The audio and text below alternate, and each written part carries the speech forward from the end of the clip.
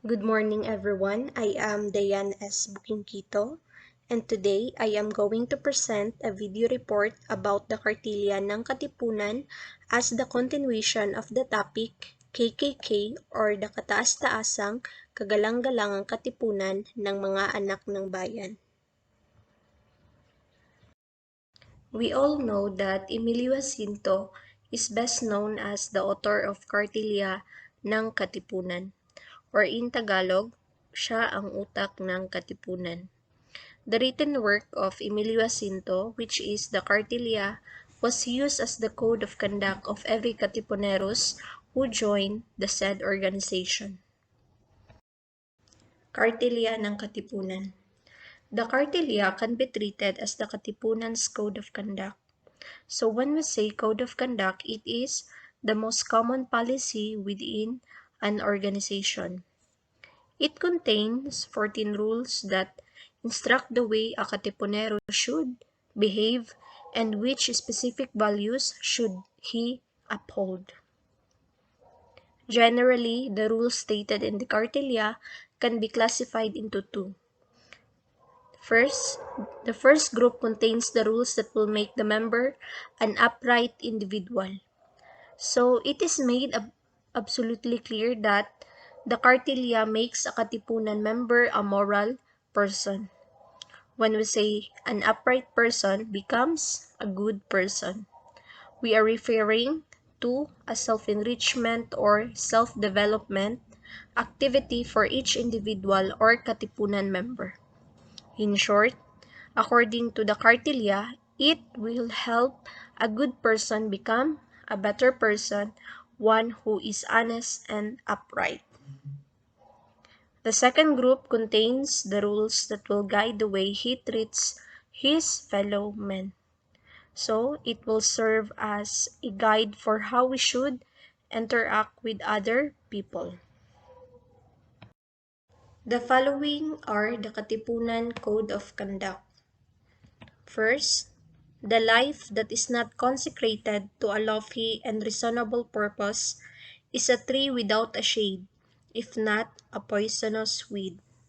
So it is about living life with a great purpose, just like Katipuneros, inilaan nila ang kanilang buhay sa pagtatanggol at pagpapalaya sa ating bayan.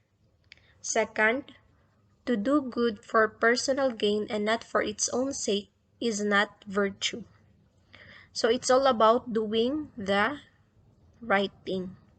Certain things in life can make others proud of you, but sometimes it's simply for the sake of being popular. It is important for everyone to remember that doing good must be accompanied by humility. A good deed must be done because it is something that someone truly wants to do to help others. Third, it is rational to be charitable and one's fellow creature, and to adjust one's conduct, acts, and words to what is in itself reasonable. So, the true act of kindness for a Katipunero is in the love and service he offers to other people, not other way around. It simply implies that lending a helping hand without expecting anything in return is one of the best examples of demonstrating kindness.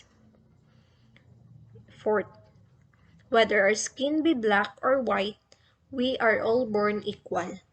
Superiority in knowledge, wealth, and beauty are to be understood, but not superiority by nature. So the fourth rule emphasizes human equality. Every Katipunero is treated equally, regardless of color or educational background. Nobody deserves to be discriminated against, whether they are Filipinos or not, rich or poor, men or women, white or black. So in the fifth, the honorable man prefers honor to personal gain, the scoundrel gain to honor. The fifth exemplifies what it means to be a Katipunero. So a real Katipunero prioritizes respect over personal gain. 6. To be honorable man, his word is sacred. So we must be men who live up to our own words. Whatever is said must be put into action. We need to follow through on our promises since we can never take back what we've said. A katipunero who a sense of shame must be a man of his own word. 7. Do not waste thy time. Wealth can be covered, but not time lost. So since time is as valuable as gold, the seventh rule emphasizes how we manage our time and provide our best before tomorrow ends. Time is very important to a katipunero. Time lost will never be regained for the katipunan. 8. Defend the oppressed and fight the oppressor before the law or in the field.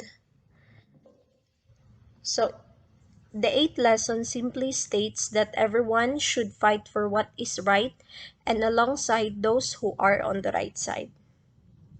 A katipunero is responsible for defending the weak and fighting for those who oppress them. In the ninth, the prudent man is sparing in words and faithful in keeping secrets.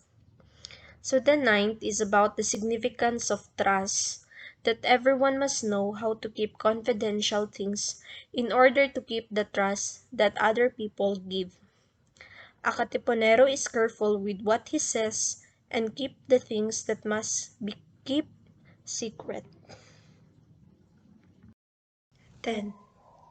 On the thorny path of life, man is the guide of woman and the children, and if the guide leads to the precipice, those whom he guides will also go there.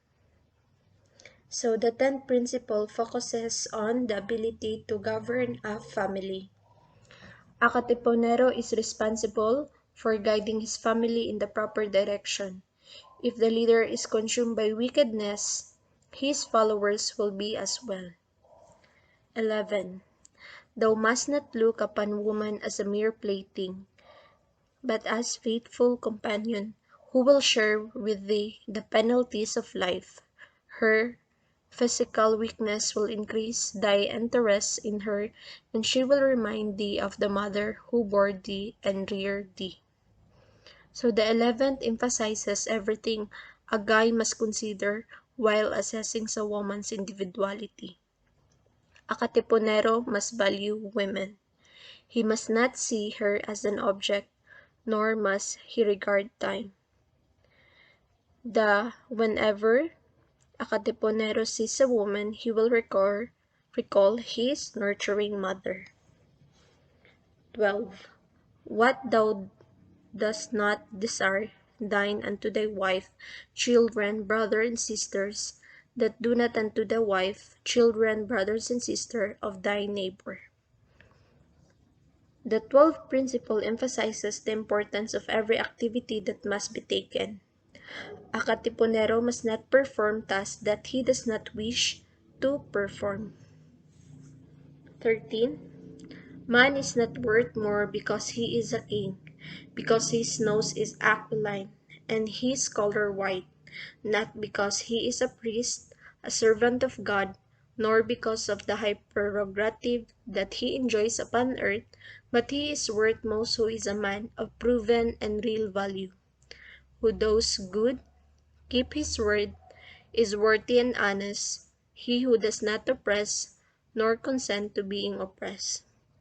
He who loves and cherishes his fatherland, though he be born in the wilder sand, know no tongue but his own. So the 13th rule is concerned with one's understanding of how to cope with life in a proper manner. The life of a katipunero is defined by his social standing or the possessions he possesses. Instead, it is reflected in his personality and his attachment to his homeland. Lastly, we have the 14th rule. When these rules of conduct shall be known to all, the longed-for sun of liberty shall rise, brilliant over this most unhappy portion of the globe, and its rays shall diffuse everlasting joy among the confederated brethren of the same race. The lives of those who gave gone before, the fatigues and the well-paid sufferings will remain. If he who desires to enter has informed himself of all this and believes he will be able to perform what will be his duties, he may fill out the application for admission. So the last depicts the author's desire. It expresses his desire for everyone and his belief that every sacrifice made by a Katipunero is always worthwhile. As the primary governing document which determines the rules of conduct in the Katipunan, properly understanding the Kartilya will thus help in understanding the values, ideals, aspirations, and even the ideology of the organization. So before I end this video, I'd like to express my views on the topic. So as a Filipino, I am extremely proud of and grateful for the work that the organization performs to fight for what is right and what belongs to them. Joining the Katipunan is not a waste of time. Instead, it is a cause worth fighting for. In the past, the struggle for freedom was long and difficult. Bravery and integrity come at a hefty price. But they still believe that the day of the true liberty would always be a fantasy. Filipinos were also brought together by the Kartilya ng Katipunan to fight for what they had. All Katipuneros were expected to take the Kartilya ng Katipunan as an oath to indicate their commitment to being a Katipuneros. That's all. Thank you.